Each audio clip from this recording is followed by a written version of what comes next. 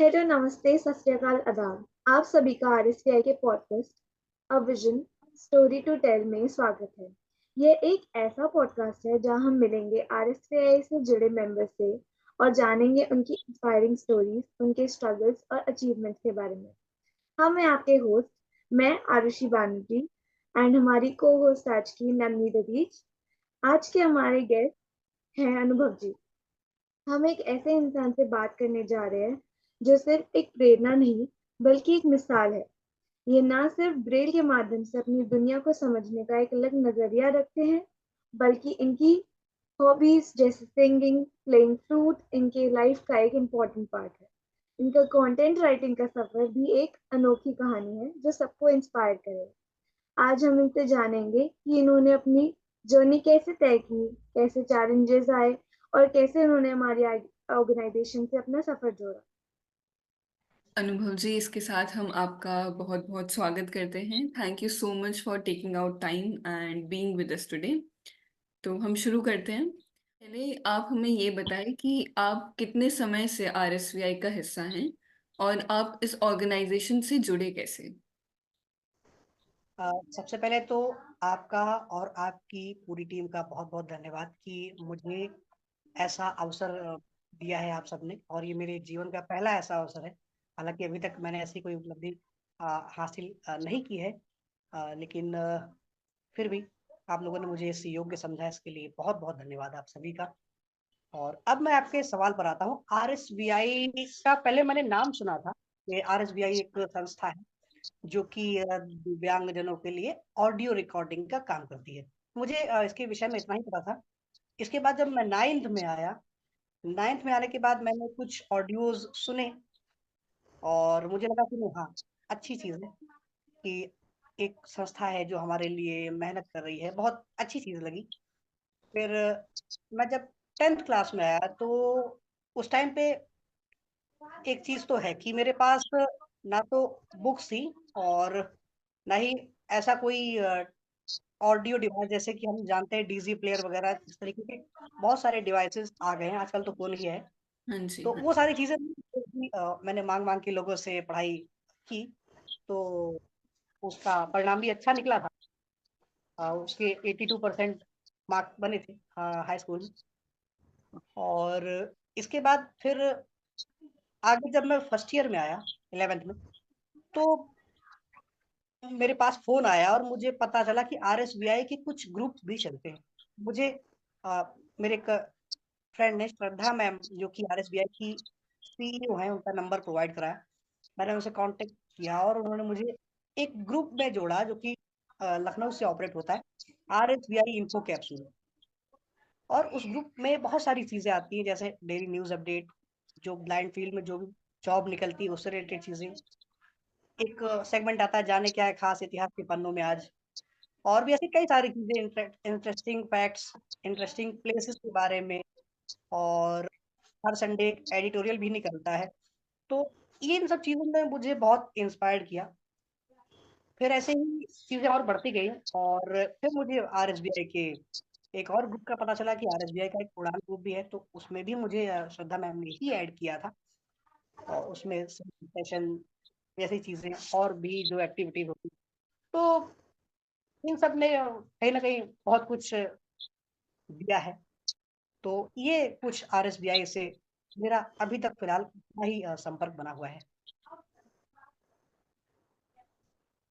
धन्यवाद अनुभव जी, ये जानकर हमें अच्छा लगा कि आपके अ, साथ में जुड़े रहने के साथ साथ ये आपको भी इंस्पायर कर रहा है, हमें तो इंस्पायर कर ही रहा है। अब जब हम आपकी जर्नी एक्सप्लोर कर रहे हैं तो एक इम्पॉर्टेंट चैप्टर जो हर किसी की कहानी में होता है, एजुकेशन और एकेडमिक्स। आपका स्कूल और एजुकेशन का एक्सपीरियंस कैसा रहा और आपने पढ़ाई के दौरान कौन सी चैलेंजेस फेस किए, उन्हें कैसे ओवरकम किया। देखिए, यहाँ तो मैं झूठ नहीं बोलूंगा, क्योंकि मैं मेरा एडमिशन जब हुआ तो मुझे उस समय किसी चीज की समझ नहीं थी। और लगभग मैं सेकेंड थर्ड क्लास तक कुछ पढ़ नहीं पाता था। हालांकि थर्ड क्लास तक मैंने ब्रेल लिपि सीख ली थी। आगे बात करेंगे ब्रेल लिपि की बात होगी। तो उसमें हुआ ही कि मैं उसको एग्जीक्यूट नहीं कर पाया, कुछ लापरवाही की वजह से या इधर उधर की चीजों की वजह से। उस समय मुझे कोई पूछता भी नहीं था, और क्योंकि जब आप एक्टिव नहीं होते ना किसी चीज को लेकर के, तो एक इंसान केवल आपके लिए कोशिश ही कर सकता है। जी। इस चक्कर में मैं फोर्थ में, मेरा एक बार हो गया 1 साल का, मैं फेल भी हो गया था। उसके बाद फिफ्थ से, अब वो क्या हुआ, कैसे हुआ, ये मुझे नहीं पता, लेकिन फिफ्थ से कुछ तो ऐसा हुआ जिससे कि एक इम्प्रूवमेंट आया, जिससे कि मैंने फिफ्थ क्लास में टॉप किया। जब मेरा रिजल्ट आया तो मुझे बताया गया, मुझे विश्वास ही नहीं हुआ, क्योंकि जो इंसान कभी पास होने के, उसके जब उसको इतनी समस्या होती है कि वो पास ही हो जाए, उसके लिए बहुत बड़ी बात है। तो वो इंसान टॉप कैसे कर सकता है, बड़ी चीज तो ये है। तो यही बात मैंने वहाँ के पहले वार्डन सर से पूछी, फिर घर पे आया, घर पे दिखाया, तो सबने बोला कि हाँ तुमने फिफ्थ में टॉप किया है। तब मुझे ये विश्वास हुआ कि हाँ, ये कुछ अच्छा हुआ है और इसको आगे बढ़ाना चाहिए। तो इस प्रकार से मैंने फिफ्थ में भी किया, फिर सिक्स में भी किया, फिर सेवेंथ में भी किया। तो ये कुछ मेरी जर्नी यहाँ तक रही है। और हमारे कुछ जो टीचर्स आए थे 2015 में, जैसे कि हमारे आदरणीय श्री रोहित त्रिपाठी सर, और हमारी खान मैम, और जो कि हमें इंग्लिश पढ़ाती थी, और साइंस की जो टीचर थी भावना मैम, इन लोगों ने बहुत चीज जो रही हैं उन्हें प्रोत्साहित किया है। हमारे एक स्पोर्ट्स के सर भी रहे हैं, अ, अभी भी हैं, आदरणीय श्री सुनील सर। तो बहुत सपोर्ट मिला है, इन्होंने म्यूजिक को मेरे बहुत सपोर्ट किया है। स्पेशली मैं अपने स्पोर्ट्स के टीचर की बात करूं, जबकि वो उनका विभाग ही नहीं है, उनको कोई मतलब नहीं है म्यूजिक से, कुछ भी हो, लेकिन उन्होंने मुझे बहुत सपोर्ट किया है। तो ये उसका कुछ परिणाम रहा कि मैं धीरे धीरे अपने स्कूल में पॉपुलर हुआ। फिर एक टाइम बाद जब भी लोग हमारे यहाँ विजिट पे आते थे या चीजें होती थी, तो हर जगह मेरा नाम भेजा जाता था। और मेरा वो एक ही गाना उस समय पॉपुलर हुआ करता था, परिचय मूवी का, मुसाफिर हूँ यारो, मैंने बहुत उस गाने को गाया, उस गाने की वजह से बहुत वो हुआ है।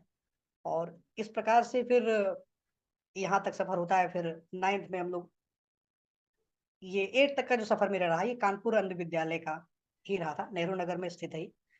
और यहाँ पर बहुत अच्छी व्यवस्थाएं हैं, पढ़ाई लिखाई से रिलेटेड भी और वैसे भी। आगे की यदि बात करें तो नाइन्थ में जब हम आए, स्पर्श राजकीय बालक inter college, Mohan road, Alamnagar, Lucknow. जब यहाँ पर एडमिशन हुआ तो नाइन्थ से यहाँ भी चीजें बढ़ी। यहाँ भी एक चीज मैं अपने लाइफ की बहुत अच्छी मानता हूँ, जो भी हो, मुझे अच्छे लोग और सही समय पे सलाह देने वाले लोग बहुत मिले। यहाँ जब मैं आया तो जो चीज मुझे खान मैम से मिलती थी, वो चीज मुझे श्रीमती रंजना मैम से मिली। रंजना मैम ने भी बहुत सपोर्ट किया। हमारे म्यूजिक के टीचर आदरणीय भगत सिंह सर, आदरणीय सोमेंद्र सर, तो इन सब का भी मुझे बहुत सपोर्ट मिला। तो और भी बहुत सारे शिक्षक रहे हैं हमारे, यदि किसी का नाम छूट जाए तो मैं माफी चाहूंगा। तो इस प्रकार से ये चीजें आगे बढ़ती गई। फिर जब मैं नाइन्थ में आया तो मैंने धीरे धीरे बच्चों को पढ़ाना भी शुरू किया, इलेवेंथ में, बल्कि नाइन्थ में तो नहीं, इलेवेंथ में। क्योंकि नाइन्थ का तो कोविड ले गया था। जब आधा टेंथ निकल गया, एग्जाम आने वाले थे, तब हम स्कूल पहुंच पाए थे। फर्स्ट ईयर में लोगों ने बहुत प्रोत्साहित किया कि नहीं, आपको बच्चों को पढ़ाना चाहिए। तो मैं वहाँ भी चला गया था, कुछ टाइम तक वहाँ भी स्टडीज वगैरह पे ध्यान देता रहा, लोगों को समझाता रहा। कि 1 साल ऐसे गया, फिर ऐसे ही करते करते ट्वेल्थ आ गया, वो भी क्लियर हो गया। उसको क्लियर करने के बाद अभी मैं डॉक्टर शकुंतला मिश्रा राष्ट्रीय पुनर्वास विश्वविद्यालय में बीए कर रहा हूँ, बीए प्रोग्राम, जो कि जिसमें कि मेरे जो विषय हैं वो हिस्ट्री, पॉलिटिकल साइंस और हिंदी, तो ये प्रमुख विषय हैं उसमें, वो भी मैं कर रहा हूँ। और डेली रूटीन में अपना कभी कभी जैसे मन होता है तो म्यूजिक का कुछ कर लेता हूँ, जैसे सॉन्ग्स को डी कोड करना हो, आजकल ये भी मैंने एक नई चीज सीखी है, तो मैं वो भी कर लेता हूँ कि कोई भी सॉन्ग कैसे किसी भी इंस्ट्रूमेंट पे प्ले होता है, उसे ही हम सॉन्ग की डिकोडिंग कहते हैं। तो वो चीजें भी कभी कभी होती रहती हैं। तो कुछ इसी प्रकार की दिनचर्या मेरी अभी तक रही है। बहुत बहुत अच्छा लगा अनुभव जी, आपका पढ़ने से लेकर पढ़ाने तक का सफर आपने बताया। और अभी भी आप अपनी हायर स्टडीज में लगे हैं। काफी अच्छा लगा सुन के कि आपके आसपास इतने सपोर्टिव लोग हैं। हमें ऐसे ही लोगों की जरूरत है। जैसा कि हम सभी की लाइफ में कोई ना कोई टफ फेज जरूर आता है, और आपने अभी जो भी अपनी जर्नी बताई, तो हम आपसे पूछना चाहेंगे आपके हार्ड टाइम्स में आपको किस चीज ने सबसे ज्यादा मोटिवेट किया है। तो जैसा कि इतने सपोर्टिव लोग, प्रॉब्लम नहीं होती रही है, लेकिन जब हुई भी है तो उसको लेकर के अगर घर पे रहता हूँ तो घर पे डिस्कस हो जाता है। घर पे तो फिर भी बहुत कम होता है, लेकिन मेरे जो एक जो सर हैं, जिनका भी मैंने पीछे नाम लिया आदरणीय श्री सुनील सर, उनसे मेरी बात हो जाती है जब वाकई में। फिलहाल अभी तो काफी समय हो गया, लेकिन जब कुछ नहीं समझ में आता है तो एक बार उनकी सलाह मैं जरूर लेता हूँ। वो हो गए, ये हमारे रोहित सर जो हैं, बहुत अच्छे टीचर हैं, तो काफी अच्छी सलाह मिल जाती है और अच्छा लगता है। और यहाँ जब से मैं यहाँ लखनऊ में हूँ तो कानपुर इतना तो आना नहीं हो पाता है। और यहाँ जब कुछ ऐसा होता है तो मैंने अभी जो मैम का नाम लिया पीछे, जो नाइन्थ से 12 तक जिन्होंने मुझे इंग्लिश पढ़ाई, हम्म। रंजना मैम, मैं उनसे मिलता हूँ, उनसे सामने से मिलता हूँ तो अच्छा फील होता है और चीजें सही हो जाती हैं लगभग। एक सोल्यूशन मिल जाता है, या कभी कभी लगता है कि नहीं होगा तो फिर वो भी आसपास के भी लोग हैं जो करते रहते हैं सपोर्ट, तो उनकी वजह से भी चीजें नॉर्मल हो जाती हैं। आगे बढ़ते हुए, जैसा कि हम जानते हैं आपको म्यूजिक में काफी इंटरेस्ट है, क्या आप हमारी ऑडियंस को अपनी म्यूजिकल जर्नी के बारे में कुछ बताना चाहेंगे? म्यूजिकल जर्नी वैसे कुछ है ही नहीं, सही पूछे तो म्यूजिकल जर्नी कुछ नहीं है मेरी। ये एक्चुअल में हुआ ये था कि मेरे स्कूल में, कानपुर वाले, तो मैं पहुंचा था 5th तक, तब तक काफी बैच निकल चुकी थी और हारमोनियम प्लेयर की कमी होती जा रही थी।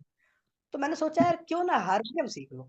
और मजे की बात है कि मेरे पास आज तक कोई इंस्ट्रूमेंट नहीं है, और अच्छी बात नहीं है, क्योंकि जब होता है तो हम सोचते हैं ठीक है यार आज तो है ही, अभी रखा है, कल सीख लेंगे, परसों सीख लेंगे। जी। ऐसा नहीं होता, लेकिन जब मेरे पास नहीं होता है तो उसकी अहमियत पता लगती है कि यार अभी 10 मिनट का समय है, 10 मिनट बाद यार जिसका है वो ले जाएगा, या स्कूल कॉलेज बंद हो जाएगा, जो भी है। तो ऐसे टाइम पे मेरे स्कूल में एक नया कीबोर्ड आया था, काफी बड़ा कीबोर्ड। मुझे कीबोर्ड का शौक इतना चढ़ा, मैं क्लासेस बंक करके जाता था वहां पे कीबोर्ड बजाने, कहता था कि तैयारियां हो रही हैं।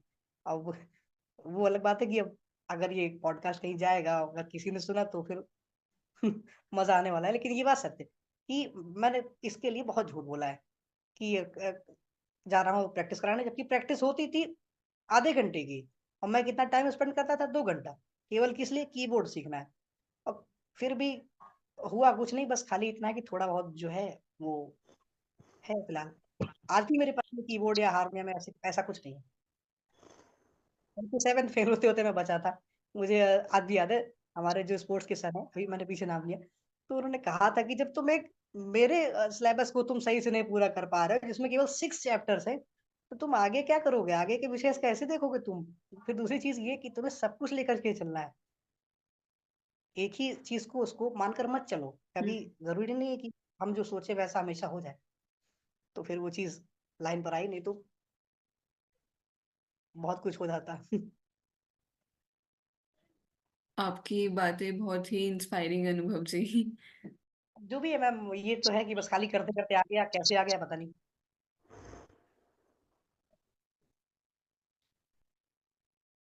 मैं पूछना चाहूंगी कि अगर आपकी दूसरी हॉबी के बारे में बात करी जाए, जो कि कंटेंट राइटिंग है, ये आपने कब से शुरू किया और आपको किन टॉपिक्स पर लिखना पसंद है, अगर आप बताना चाहेंगे?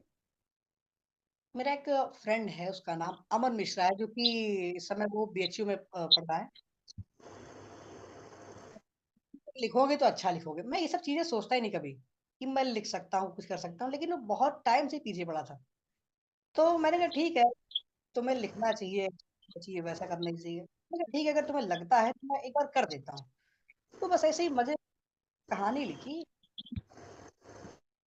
वो कहानी क्या, ठीक है, ये तो ऐसे ही बाल साहित्य पर आधारित है, ऐसे लिख दी। फिर उसके बाद पर्यावरण दिवस आया तो सब लोग कह रहे थे कि यार पर्यावरण दिवस है आज, तो अच्छा मुझे ना सबसे खराब दिवस एक पर्यावरण दिवस लगता है। मैंने सोचा क्यों ना आज इस दिवस पर भड़ास निकाली जाए। तो उसको दूर करने के लिए मैंने लिख दी एक कहानी, प्रकृति की आवाज। हम्म। अब वो कहानी, ये दोनों कहानियां प्रतिलिपि पर ही अवेलेबल हैं। प्रतिलिपि ऐप जिसपे लोग आजकल कहानियां पढ़ते हैं, तो उस ऐप पर ही मेरी ये दोनों कहानियां उपलब्ध हैं। इसके बाद से मैंने कभी कुछ लिखा नहीं, हाल फिलहाल नहीं लिखा, लेकिन अभी जब कुछ होगा तो ऐसी स्थिति होगी तो लिखूंगा। बीच में एक गजल लिखने की भी कोशिश की थी, जिसकी जिसका कुछ लाइनें मैं लिखा था, मैंने उसे कंपोज भी करने की कोशिश की थी, वो हुआ भी था, लेकिन बस ये कि वो आगे कभी ऐसा कुछ सूझा नहीं, इसलिए वो अभी तक वहीं पे है। आपने जितना हमें बताया अपने कंटेंट राइटिंग के बारे में, काफ़ी अच्छा लगा सुनकर। और जैसा आप भी बताया कि दो आपकी स्टोरीज पब्लिश भी हो रखी हैं, तो कंग्रेचुलेशंस उसके लिए। काफ़ी मतलब बड़ी बात है एक कॉलेज स्टूडेंट के लिए कि उनके उनकी कोई लिखाई कहीं पे किसी पब्लिक प्लेटफॉर्म पर है और हम सब वहाँ जाके उसको विजिट करके पढ़ सकते हैं। आपने अपने एजुकेशन और स्कूल के कॉन्टेक्स्ट में बताया था कि जब आपने स्कूल से कॉलेज में स्विच करा, तब आपने ब्रेल लिपि से ऑडियो टेक्नोलॉजी में परिवर्तन किया। तो आज हम आपके जरिए अपनी ऑडियंस को ये बताना चाहेंगे कि ब्रेल और ऑडियो टूल्स एक विजुअली इम्पेयर्ड व्यक्ति की जिंदगी में क्या रोल प्ले करता है। तो आपका ऑडियो वर्सेस ब्रेल ऐसी चीजों पर क्या विचार है? देखिए, यहाँ पर हमारे एक लखनऊ में स्पर्श में हमारे हिंदी के टीचर हैं, आदरणीय श्री राजेश वर्मा सर। इन्होंने बड़ी बहुत अच्छी बात कही थी, और वो बात मैं हर जगह कहता हूँ। ये भी मैं कहता हूँ कि मेरा कथन नहीं, उनका ही कथन है ये। और देखिए, ब्रेल लिपि, सबसे पहली चीज तो ये ब्रेल लिपि एक ऐसी लिपि है जिसको मतलब स्पर्श के माध्यम से हम्म। पढ़ा जाता है, बिंदुओं के माध्यम से। और सर, मैं आपको दिखाने की कोशिश करता हूँ। एक बिल्कुल, हाँ जी। क्लियर है ना पूरा ये? हाँ हाँ। तो इसमें कुछ उभरे हुए डॉट्स आपको दिख रहे होंगे शायद से। वो अभी वीडियो में हम उतना क्लियरली नहीं देख पा रहे हैं, पर हाँ हम समझ रहे हैं आप क्या दिखाना चाह रहे हैं। एक पेज है, उस पे कुछ उभरे हुए डॉट्स जिनको स्पर्श करते होंगे शायद। हम्म। बिल्कुल मैं हाँ स्पर्श जी। करते हैं। हम्म। इसमें लिखा है कि और यह अस्थायी चिकित्सा है। प्राथमिक क्या है? प्राथमिक वो व्यक्ति की सुरक्षा के साथ साथ अपनी सुरक्षा पर भी ध्यान देना चाहिए, और साथ ही साथ उसमें अ, धैर्य भी होना चाहिए। ये मेरा एक सब्जेक्ट है, अच्छा। First aid health, common subject. मैं उसके नोट्स बना रहा था, तो बस ये वही लिखा हुआ मैंने आपको दिखाया। तो दिखाया आपको कि कैसे पढ़ते हैं, अब दिखाते हैं आपको कैसे लिखते हैं। हाँ जी, दिखाइए। वो थोड़ा सा बेटर नहीं पाएगा, एक कोशिश करते हैं, 1 मिनट। अ, अब ये आपको दिख रहा है? हम्म। एक ये मैम सामने ही तो। अच्छा, हाँ जी हाँ जी, दिख रहा है दिख रहा है। तो मैम ये नोक भी। ओके। अब होता मैम ये है कि ये जो स्लेट है, हम्म। इसमें सेल्स बने हुए हैं। अच्छा। हाँ, सेल्स में लेफ्ट इसको वाली हम पेज पे ऐसे, हमें दिखा था। हाँ जी, हाँ। हाँ। में ये सब सेल्स बने हुए हैं। जैसे ये देखिए, अभी आपको दिख रहा होगा कि मैंने इसमें इसको फंसाया है। हम्म। तो ये होता ये है कि इसमें कुछ डॉट्स बने होते हैं। ये ऊपर होता है 1, फिर हल्का सा नीचे आता है तो 2, फिर हल्का सा नीचे आता है तो 3। ये राइट में फिर ऐसे इसमें आते हैं लेफ्ट साइड में, तो ये ऊपर 1, इसके नीचे 2, इसके नीचे 3। ये पूरी ब्रेल लिपि जो है, ये पूरी ब्रेल लिपि जो है, ये केवल 6 डॉट पर बेस्ड है। अच्छा। 1 2 3 1 2 3 4 5 6, ये पूरी लिपि इस 6 डॉट पर बेस्ड है। और इसको सीखने के लिए पहले हम लोगों को इन सब डॉट्स से बनने वाले नंबर्स या लेटर्स के बारे में बताया जाता है। हम्म। जैसे हम कहते हैं ABCDEFGH, इस तरीके की चीजें। तो वो ABCD कैसे लिखा जाएगा? सपोज डी है तो 4 5 6, ये डी को लिखने का तरीका है। जी है तो 1 2 4 5, अच्छा। तो ये इसको लिखा है। हम्म। तो ये चीज हिंदी में भी होती है। क लिखना है तो 1 और 3 की डॉट अगर एक सेल में लिखेंगे तो वो का कहलाएगा। हम्म। तो इस तरीके की पहले हमें लर्न कराई जाती है, फिर उसको टच कर मतलब स्पर्श करा के दिखाया जाता है कि चीजें कैसे हम्म। होती हैं, इनका शेप कैसा होता है। हाँ जी, हाँ जी। इसके आधार पर हम को इसके आधार पर हम इन चीजों को धीरे धीरे पहचानते हैं, फिर इसी को आगे बढ़ाते हुए हमें इसी के माध्यम से लिखना भी सिखाया जाता है, सेम इसी पैटर्न पे। जो हम बोलते हैं वही हम लिखते हैं। ये काफ़ी नई चीज़ पता लगी हमें। थैंक यू सो मच ये शेयर करने के लिए। विद प्रैक्टिस आई थिंक और चीज़ें आप अच्छे से सीख गए होंगे। बिल्कुल मैम, एक चीज और, यस मैम, तो यही सेम पैटर्न होता है। और जब हम ऑडियो की बात करते हैं, यहीं से ऑडियो पर आते हैं। हम्म मैंने जैसा बोला कि जैसा बोलते हैं, जैसा सुनेंगे वैसा बोलेंगे, और जैसा पढ़ेंगे वैसा ही लिखेंगे। हम्म। ये पूरा कॉन्सेप्ट होता है। जब हम ऑडियो पर आते हैं तो ऑडियो के लिए जरूरी ये है कि बोलने वाले व्यक्ति का जो प्रोनाउंसिएशन है, सबसे पहली चीज तो वो बहुत अच्छा हो। कहीं आप जाते हैं, कहीं होर्डिंग लगा हुआ है, कहीं पोस्टर लगा हुआ है, कहीं किसी दुकान का बोर्ड लगा हुआ, कुछ भी लगा हुआ है, तो आप उस पर कुछ ना कुछ लिखा हुआ देखते हैं, तो आपके दिमाग में वो चीजें बन जाती है कि किस शब्द को कैसे लिखेंगे। जी जी। लेकिन हमारे साथ भी ये चीजें लागू होती है, लेकिन हम ऐसा नहीं कर सकते। तो इसलिए हमें क्या है कि जो कम से कम जो 1 से लेकर के 8 तक के बच्चे हैं, उन्हें ऑडियो से पढ़ने का मेरे हिसाब से कोई अधिकार नहीं है। उन्हें पूर्ण रूप से जो है पुस्तकें अवेलेबल करानी चाहिए। और चाहे वो कोई भी विद्यालय हो, जहां भी वो पढ़ रहे हैं, तो उन्हें ये चीज विद्यालय प्रशासन को ध्यान में रखनी चाहिए, क्योंकि वहां पर बच्चों की ट्रेनिंग बहुत जरूरी है। आज हमसे आज हम कॉलेज में पढ़ते हैं, तो जरूरी नहीं है कि जो इंसान सब कुछ कर रहा है लाइफ में, तो वो हर काम सही करता हो।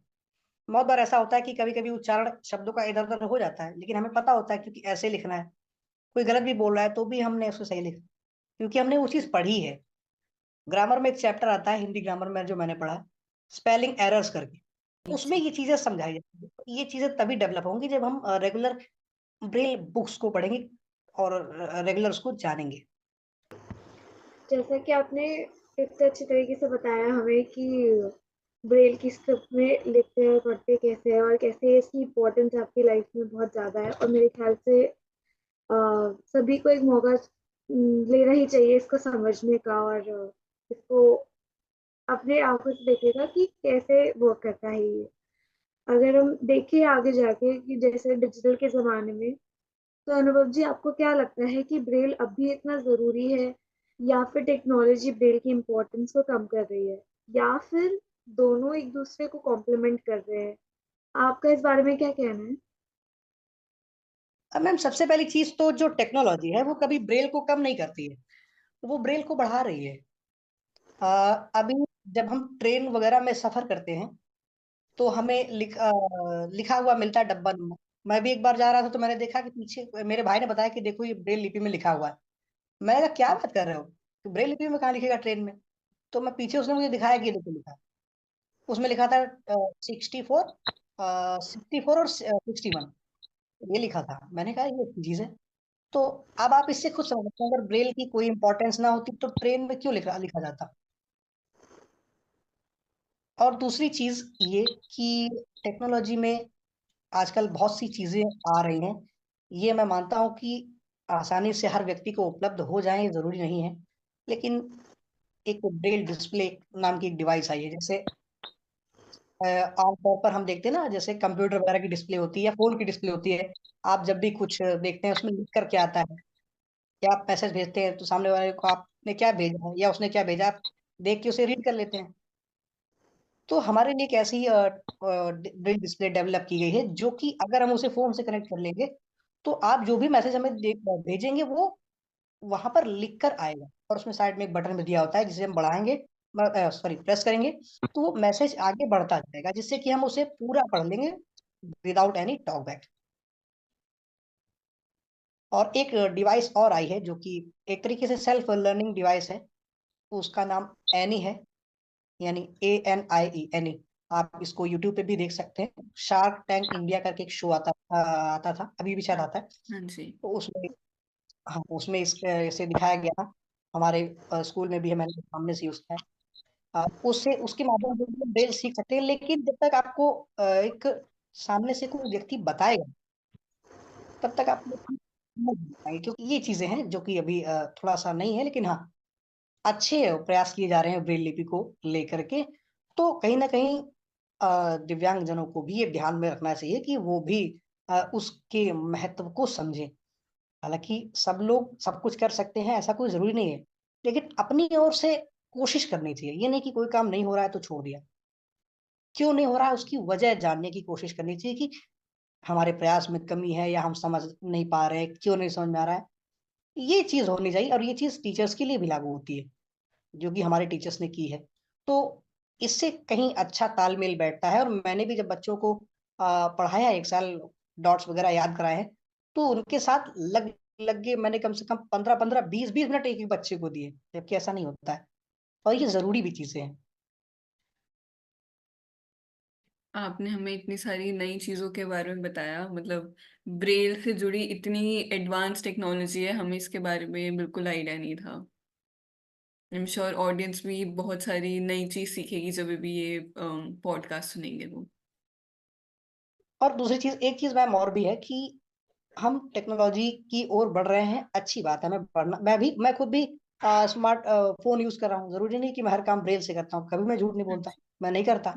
लेकिन हम्म। इससे होता ही है कि टेक्नोलॉजी है तो अच्छी, एडवांस लेवल की है, कभी कुछ फॉल्ट हो गया, टेक्निकल फॉल्ट हो गया, कोई इंपॉर्टेंट चीज है हमें नहीं पता है, हमने उसमें सेव की थी, अब वो सिस्टम खुलेगा तब हमें मिलेगी ना वो चीज। जी लेकिन जी। अगर उसी चीज को, अगर हम उसको कहीं और सेव कर ले, लिख करके सेव कर ले, तो हम्म। उससे हमारा टाइम, अभी जब मैंने बीए की के एग्जाम्स दिए थे, उसमें मुझे बहुत सारी समस्याएं होती, क्योंकि एक एक लेक्चर, कम से कम आधे घंटे या 1-1 घंटे का लेक्चर सुन करके तैयार हालांकि किया जा सकता है, लेकिन वो क्वालिटी नहीं आती। और जब से मैंने नोट्स बनाना शुरू किया तो मुझे ये लगता है कि हाँ, इसमें टाइम की बचत हो रही है और हम उसके अलावा भी बहुत कुछ कर सकते हैं। ऐसे हम एक सब्जेक्ट को ही पता चला 2-2 घंटे दिए दे रहे हैं, उससे कोई लाभ नहीं। जी जी जी। हर चीज़ के अपने फायदे और नुकसान होते हैं, तो शायद उसी तरह से टेक्नोलॉजी भी एक ऐसी चीज़ है। हर चीज है मैम, हर चीज। जी जी जी।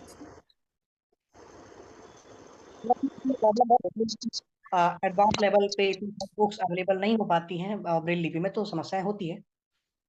तो पूरी तरह से ब्रेल लिपि पर भी निर्भर होना अ, बहुत अच्छा तो नहीं है, लेकिन हाँ, हमें बैलेंस बनाकर चलना चाहिए।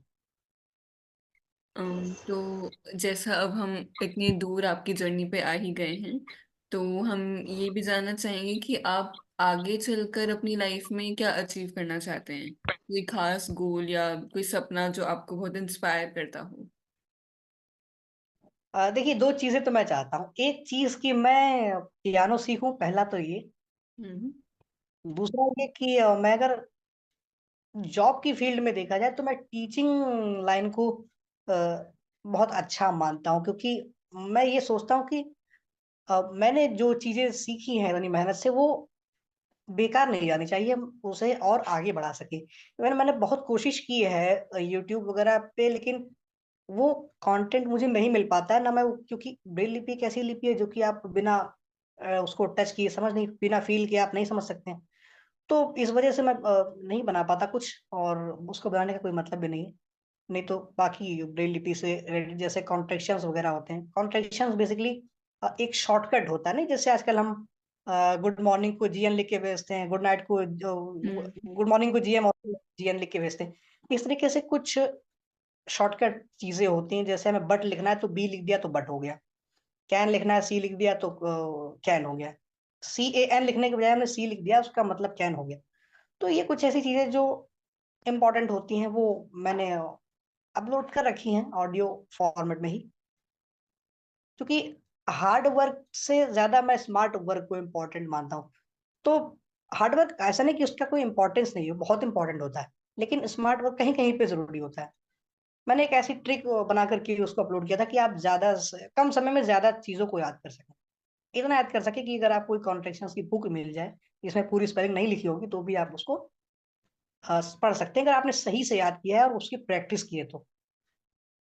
मैं आपसे एक और चीज की रिक्वेस्ट करना चाह रही थी कि अगर आप थोड़ा कुछ और फ्लूटे हमारे लिए लिसनर्स के लिए बजा सके तो। मैं गाना सुना देता हूँ। जी, गाना सुना जी दीजिए। बिल्कुल बिल्कुल। तो मैंने बताया कि उस गाने से मुझे काफी पॉपुलैरिटी मिली थी। हालांकि वो तो नहीं गाऊंगा फिलहाल। अब कुछ नया गाते हैं, नहीं तो सुनने वाले भी कहेंगे कि यहाँ तो पुराने गाने गाता ही है, वहां भी गा दिया।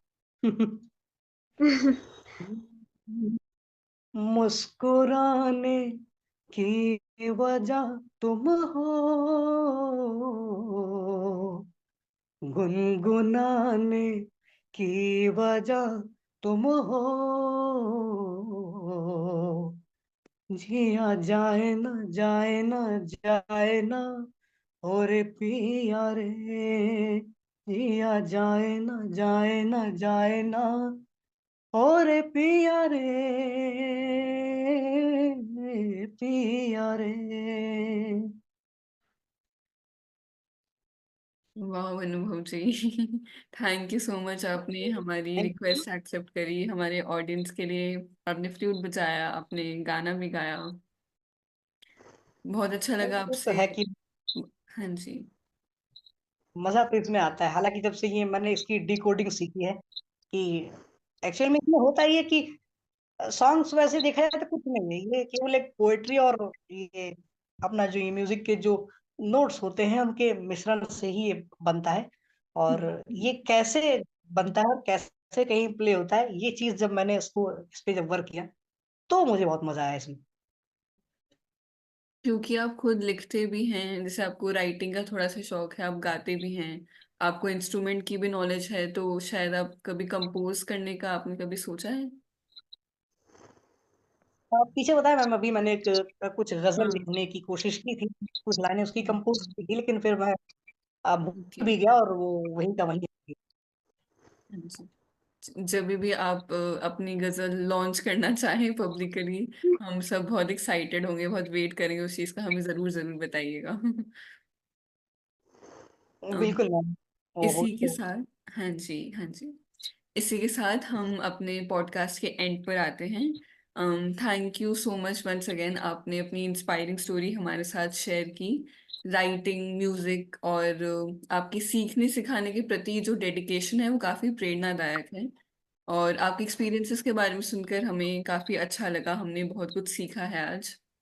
क्या आप थैंक यू। हमारे लिसनर्स को एक लास्ट मैसेज देना चाहेंगी जो उनके लिए मोटिवेशन बन सके? नहीं देखिए, मोटिवेशन तो आजकल हर जगह अवेलेबल है। फिलहाल अगर मेरी तरफ से मैसेज की बात की जाए जी। तो सबसे पहली चीज तो यही है कि अच्छी चीजें करिए, अच्छे लोगों के संपर्क में रहिए, और नई नई चीजें सीखते और सिखाते रहिए। कंपटीशन लेवल काफी बढ़ रहा है तो उसको भी ध्यान में रखते हुए, और अगर आपके आसपास कोई हम्म। ब्लाइंड बच्चा है, कोई ऐसा है जिसको आप जानते हैं या आपके रिलेशन में कभी है, तो आप उसको पढ़ने के लिए मोटिवेट कीजिए, और अ, उसको स्कूल जाने के लिए प्रेरित कीजिए। उसका एडमिशन वगैरह है जो भी जैसे भी आप सहयोग कर सकते हैं तो उसका सहयोग कीजिए, जिससे कि लोगों की हेल्प हो सके। बस खुश रहिए, मौज करिए। जी अनुभव जी, हम लोग जरूर इस इन बातों का ध्यान रखेंगे।